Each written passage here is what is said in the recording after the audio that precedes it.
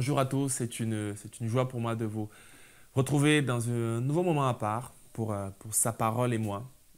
Vous savez, ces moments de réflexion, de méditation. Nous continuons aujourd'hui notre série Seigneur, augmente notre foi. J'espère que votre foi est en train de grandir parce qu'on a commencé par voir que notre foi grandit et est ciblée parfois dans les choses les plus élémentaires de notre vie.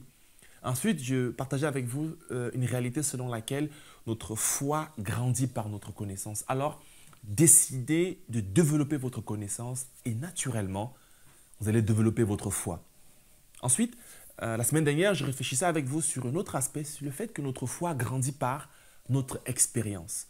Quelle est ton histoire avec Jésus?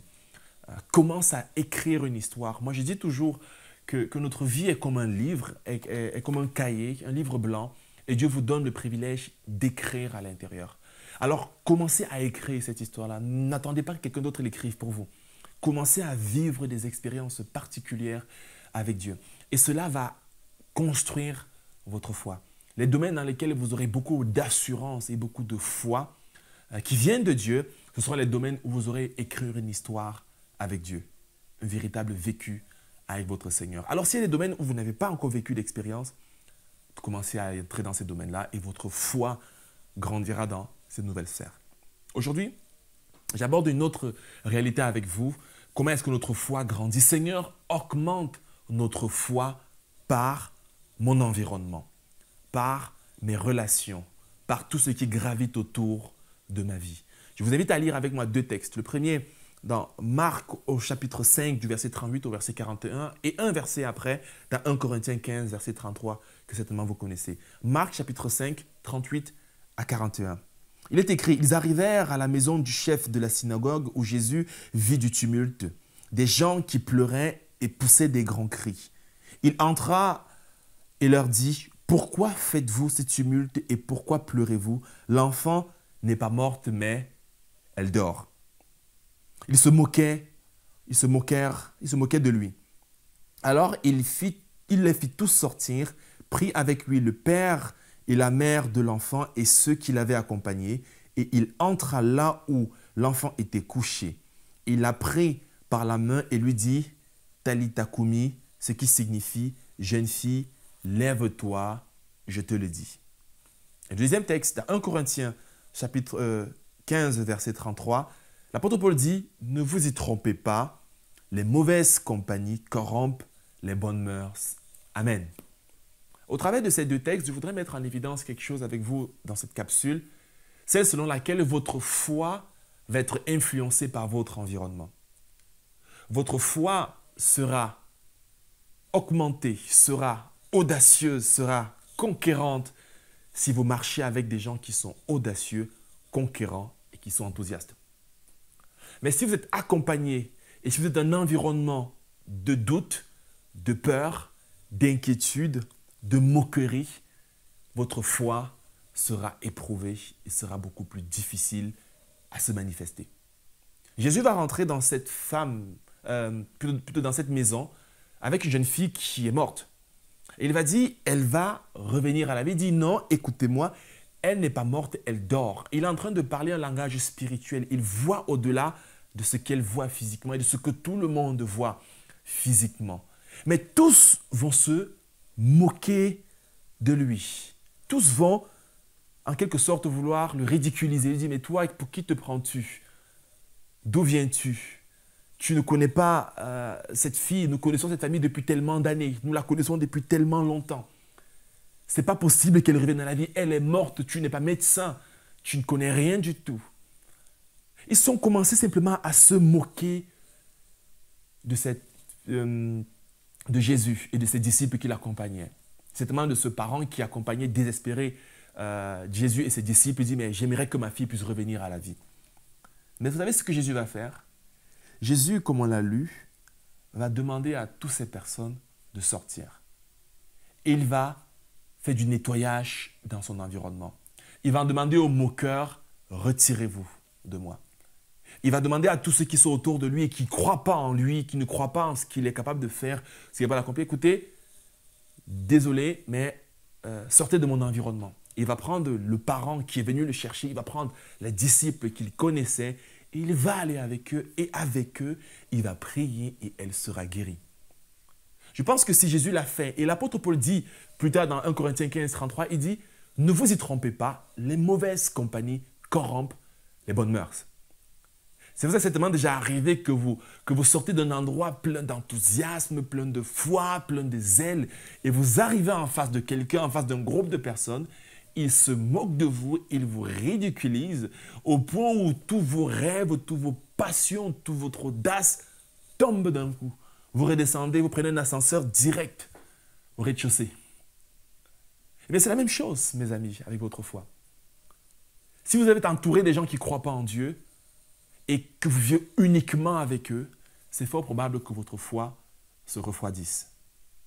Mais si vous vivez avec des gens qui sont tout le temps en train de croire que tout est possible à Dieu, qui sont boostés, qui sont encouragés, alors c'est possible que vous soyez contaminé un peu. C'est la raison pour laquelle on parle souvent de la culture anglophone, dans le monde anglophone, où il y a une capacité de foi, d'audace. Ils sont capables de faire des produits fous, des projets fous. Vous allez aux États-Unis, ils parlent du fameux rêve américain. Ils ont créé une forme de culture, d'environnement, de foi, d'audace et de possibilités. Ce qui fait en sorte que lorsque vous vous trouvez dans cet environnement, vous vous sentez en quelque sorte conduit par l'environnement qui est autour de vous. Vous avez envie de faire des choses extraordinaires. Eh bien, c'est la même chose. Lorsque vous restez dans un environnement qui est plutôt stérile, vous avez du mal, vous ramez, c'est difficile, c'est compliqué. Alors, comment Dieu peut augmenter votre foi? Dieu va augmenter votre foi en vous plaçant dans un environnement de gens qui aiment et qui sont passionnés par une vie de foi. Parfois, Dieu va juste vous placer dans un environnement en particulier pour que vous soyez imprégné de cet environnement-là. Et lorsque vous êtes imprégné de cet environnement-là, alors tout change, tout bascule. Pour vous, ça devient quelque chose qui est évident. Au contraire, vous paraissez bizarre lorsque vous ne faites pas la même chose. Si Dieu vous fait apprendre des choses sur la croissance, il va vous mettre dans un environnement de croissance. Parfois, Dieu vous met dans un environnement d'entreprise où les choses sont carrées, sont structurées pour développer en vous une certaine capacité, une foi, une audace en particulier. C'est la raison pour laquelle aujourd'hui, dans beaucoup de pays du monde entier, c'est un copie, le modèle américain qu'ils appellent la Silicon Valley, où ils sont en train de construire des zones où il y a un ensemble de start-up, d'entreprises, parce qu'il y a un état d'esprit, il y a une effervescence en termes de créativité, c'est juste impressionnant. Aujourd'hui en France, pas très loin d'ici, il y a dans le campus de Saclay, pareil, ce que le gouvernement voudrait faire, c'est pouvoir créer cet environnement. Et je lisais récemment justement que l'Université Paris-Saclay, dès qu'ils ont créé cet environnement, c'est classé parmi l'un des meilleurs dans le monde maintenant. Ils sont rentrés dans le top 20, ce qui était impossible avant pour une entreprise française. Parce qu'il y a des entreprises qui se sont installées là, des centres de recherche. Ils ont créé un environnement où on sait que c'est propice à l'excellence, à la recherche et à la créativité.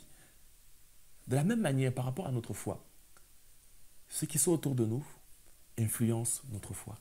Ne vous y trompez pas, vous ne pouvez pas avoir des amis tout le temps qui se moquent de Dieu et croire que votre foi va être galvanisante. Avec un temps, ce sera beaucoup plus compliqué. C'est la raison pour laquelle on aime venir à l'église, parce qu'on rencontre des hommes et des femmes de foi qui, ensemble, nous boostent, ensemble, nous encouragent, ensemble, nous amènent à aller beaucoup plus loin. Et lorsque je suis découragé, quelqu'un qui est en pleine forme m'encourage et me fortifie. Dieu augmente notre foi par notre environnement. De la même manière, lorsque nous sommes dans un environnement de foi, les choses sont beaucoup plus faciles. Jésus a fait très peu de miracles dans sa patrie natale. Pourquoi? Parce qu'autour de lui, très peu croyaient que lui, qu'on a vu grandir, pouvait faire quelque chose de surnaturel. Et il a fait très peu de miracles. Alors que Dieu nous donne la grâce d'être une église, d'être une famille, d'être une maison saturée d'un environnement de foi. Une maison où on croit que Dieu est capable de faire des choses juste étonnantes. Et d'essayer d'éviter des environnements où nous ne pouvons pas faire des choses extraordinaires. Allons là où Dieu peut faire des choses extraordinaires. Et Jésus va aller même là où il pourra faire des choses extraordinaires. Mettez hors de votre vie ce qui va vous tirer vers le bas. Non pas que on est prétentieux, non pas que on se sent meilleur que les autres, mais parfois Dieu vous demandera de quitter un certain environnement pour saisir certaines choses dans votre vie. Alors mes amis, que Dieu nous aide à grandir dans notre foi, mais surtout qui nous aide dans notre environnement. Ça ne veut pas dire qu'on se ferme au reste du monde, loin de là. Mais ça veut dire qu'on sait néanmoins qu'il y a un environnement propice pour développer notre foi dans le miraculeux, notre foi dans la prière, notre foi dans la sainteté, notre foi dans les capacités de Dieu et notre foi même dans les grâces de Dieu. Laissons Dieu transformer et augmenter notre foi en faisant comme lui, en savoir parfois, en mettant les moqueurs de côté et en faisant confiance à Dieu. Alors je t'invite, mon frère, ma sœur, aujourd'hui, à réfléchir à ton environnement. Parce que ton environnement va galvaniser ta foi, ou bien va peut-être l'amoindrir. Mais puisse Dieu nous aider, au contraire, à vivre une foi authentique, qui grandit sans cesse et qui porte des fruits étonnants. Alors que le Seigneur vous bénisse et à très bientôt pour un nouveau rendez-vous où cette fois nous allons aborder d'une foi qui renverse les montagnes, qui accomplit des choses juste phénoménales. On va basculer un peu dans cette dimension spectaculaire de la foi.